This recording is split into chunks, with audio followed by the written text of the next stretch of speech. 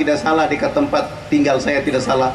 Karena opini terlanjur dibangun di seluruh tanah Indonesia kalau cerita pulau ini, orang semua cerita pulau ketika perang suku dan bukan Islam. Padahal dari catatan sejarah agama-agama yang ada di pulau ini, agama yang tertua dan agama yang pertama adalah agama Islam. Sultan Malikul Soleh bersama para pedagang dari Hadral Maut, mereka datang ke sana berdakwah dan mengislamkan kepala-kepala suku di sana. Dan pada akhirnya diperkuat oleh Wali Songo melalui Raden Fatah dengan bangun masjid pertama, dilanjutkan dengan pernikahan massal antara dai-dai dari Bugis dengan masyarakat yang ada di sana.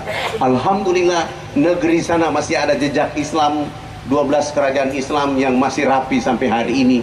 Tapi itu pun tidak didengar oleh saudara-saudara sebangsa dan setanah air. Apa yang dilakukan oleh mereka pada masa lalu? Mereka bertemu dengan kepala suku, mereka mengatakan, kalau kalian mau maju, makmur, sejahtera, kamu harus mengenal alif lam lam ha mim ha mim dal. Alif lam lam ha adalah Allah Subhanahu wa taala, mim ha mim dal adalah Rasulullah Muhammad sallallahu alaihi wasallam. Sementara agama Kristen baru masuk ke Irian pada tanggal 5 Februari 1855. Dan yang membawa agama Kristen ke Irian adalah orang Islam. Sultan Tidore lah yang membawa agama Kristen pertama masuk ke Irian. Tanggal ini dijadikan menjadi tanggal masuknya Injil, sehingga mereka menyebut Manokwari kota Injil, tapi tidak dalam perda, hanya dalam sebutan. Sementara agama Katolik baru masuk ke Irian pada tanggal 14 Maret 1930. Jauh sebelumnya sudah ada agama Islam di sana. Saudara-saudaraku yang dirahmati oleh Allah, setelah saya kuliah selesai dan saya kembali ke Irian, diundang oleh Bapak Gubernur Provinsi Irian Jaya waktu itu, Bapak Ishak Hindom, agar saya membantu beliau bekerja mengurus lingkungan hidup. Alhamdulillah dapat rumah dinas, mobil dinas, pakaian dinas, amplopnya juga dinas. Tapi sayang, setelah 1 tahun 9 bulan saya mengundurkan diri, masuk PNS, pegawai Nabi Shallallahu Alaihi Wasallam. Jadi dai. Saya berpikir kalau saya jadi dai, saya bisa berbuat banyak untuk saudara-saudara saya yang ada di sana. Saya mulai bekerja. Bulan pertama saya mulai selesai sholat subuh, saya jalan kaki 200 meter ke rumah salah satu pengurus gereja namanya Pendeta Alfon. Ketika saya jalan kaki 200 meter, beliau sedang lari pagi di depan rumahnya. Saya percepat langkah untuk bertemu dengan beliau. Ternyata beliau melihat saya dan lari masuk ke dalam rumah, tutup pintu. Saya buka pintu pagar, lalu saya ketuk pintu rumahnya dari luar. Selamat pagi. Yang keluar dari dalam adalah istri beliau. Ibu, saya mau ketemu dengan Bapak Pendeta Alfon. Istrinya mengatakan, mohon maaf Bapak tidak ada di rumah. Dalam hati saya, baru yang tadi lari masuk itu siapa? Saya pulang besok pagi, saya datang lagi. Selamat pagi. Anak tertuanya keluar mengatakan tidak ada di rumah. Saya pulang hari ketiga, saya datang selamat pagi. Anak berikutnya mengatakan tidak ada di rumah. Hari keempat saya datang selamat pagi, istrinya mengatakan tidak ada di rumah. Hari kelima bulan pertama saya datang selamat pagi, istrinya masih mengatakan tidak ada di rumah. Sampai 1 bulan penuh saya mengetuk pintu rumah itu, tidak ketemu Pendeta Alfon, kecuali mendapatkan jawaban dari istri dan anaknya, beliau tidak ada di rumah. Bulan kedua hari pertama tetap saja saya datang ke rumah itu. Selamat pagi. Yang keluar adalah istri beliau, mohon maaf Bapak tidak ada di rumah. Hari kedua bulan kedua saya datang lagi, selamat pagi. Anaknya mengatakan tidak ada di rumah. Sampai hari ke-15 saya belum tiba di rumah itu, istri dan anak pendeta sudah menunggu saya di depan rumah. Andai ini tidak bosan datang ke rumah kami sudah bilang beliau tidak ada, masih saja mau datang ke rumah kami. Saya pulang besok pagi hari ke-16, tetap saja saya datang ke rumah itu. Sampai 2 bulan penuh saya mengetuk pintu rumah itu, tidak ketemu dengan beliau. Bulan ketiga hari pertama tetap saja saya datang ke rumah itu. Selamat pagi. Istrinya keluar mengatakan tidak ada di rumah. Hari kedua bulan ketiga saya datang selamat pagi, anaknya mengatakan tidak ada di rumah. Subhanallah. Begitu di hari ketiga bulan ketiga saya datang selamat pagi, anak tertuanya mengatakan, mohon maaf Pak Fadlan, Tadi malam Bapak jatuh sakit sehingga kami bawa ke rumah sakit. Saya langsung memuji Allah dalam hati saya, alhamdulillahirabbil alamin. Saya tidak pulang ke rumah, tapi saya melanjutkan perjalanan ke rumah sakit untuk mencari tahu keadaan yang sebenarnya. Sampai di rumah sakit, saya tanya di bagian informasi, mereka membenarkan dia masuk tadi malam dan ada di kamar nomor 48. Saya tidak langsung ke kamar itu, saya keluar, ada penjual buah-buahan saya beli, dijadikan parcel lalu saya bawa menuju kamar nomor 48.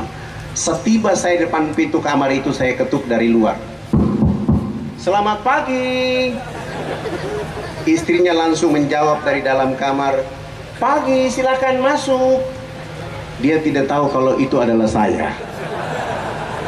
Saya angkat parcel itu, saya tutup wajah saya, lalu saya jalan pelan-pelan mendekati istrinya.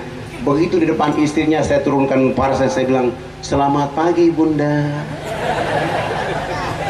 Dia tidak mungkin berbohong lagi karena saya sudah di dalam. Saya bilang, Bunda, saya dapat kabar abang pendeta jatuh sakit sehingga saya beli buah-buahan ini untuk beliau. Nanti beliau bangun tidur sampaikan salam hormat bahwa tadi Fadlan dari sini. Begitu saya cerita dengan istrinya, pendeta Alfon dari tempat tidur langsung menyapa saya. Pagi Pak Fadlan. Saya mendekati tempat tidur salaman dengan beliau dan saya mengatakan, alhamdulillahirabbil alamin Bapak Pendeta, hari ini sungguh sangat luar biasa saya dapat rahmat dari Allah karena saya sudah jadi Bapak 2 bulan 3 hari. Sebenarnya Bapak ini tidak sakit, tapi Bapak terlanjur mendidik istri dan anak hari-hari untuk berbohong. Katanya bicara cinta kasih, tapi mendidik keluarga untuk berbohong. Itu yang menjadi penyakit sehingga dibawa ke rumah sakit. Nanti kalau sembuh jangan lagi mengulangi perbuatan ini. Saya pulang ke rumah, hari kelima beliau sembuh dan pulang ke rumah. Hari ke-6 saya menjadi tamu pertama di rumah mereka. Selamat pagi. Beliau bersama istri dan 7 anak membuka pintu mempersilahkan saya masuk ke dalam rumah mereka. Di saat itulah saya mulai cerita kepada mereka tentang indahnya Islam bagi penduduk alam semesta. Dari jam 10 pagi sampai jam 12 siang saya pamit pulang. Pendeta Alfon mengantar saya sampai depan pintu pagar. Beliau mengatakan, Fadlan usahakan besok datang lebih pagi lagi. Alhamdulillah, besok saya datang dari jam 7 pagi sampai jam 12 siang. Saya sholat duhur, saya lanjutkan sampai asar. Pekerjaan seperti ini saya lakukan 5 hari berturut-turut. Subhanallah, menjelang waktu asar di hari kelima, beliau bersama istri dan 7 anak menyatakan sikap hijrah, mengucapkan 2 kalimat syahadat. Saya mulai merasa diri saya bahwa seandainya saya tidak bersahabat dengan perkara dakwah Rasulullah, mereka tidak akan mendapatkan hidayah. Mereka masuk Islam, saya ada sedikit uang, saya sewa rumah yang lebih besar, saya pindahkan mereka ke sana agar memudahkan saya untuk menuntun mereka sholat 5 waktu, menuntun mereka untuk bisa baca Quran. Subhanallah, nama Alfon pun saya ganti dengan nama Abu Sofyan.